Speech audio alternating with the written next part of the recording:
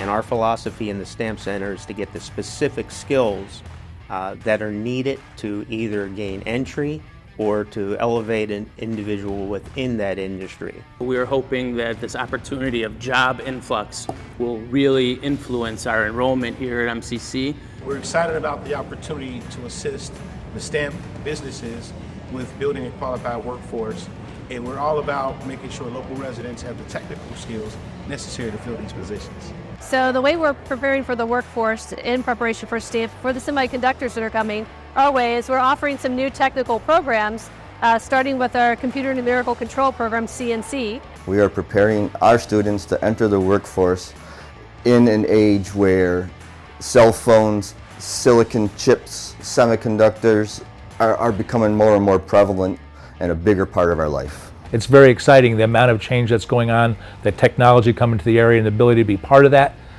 is a really good thing, and we're happy to be part of it.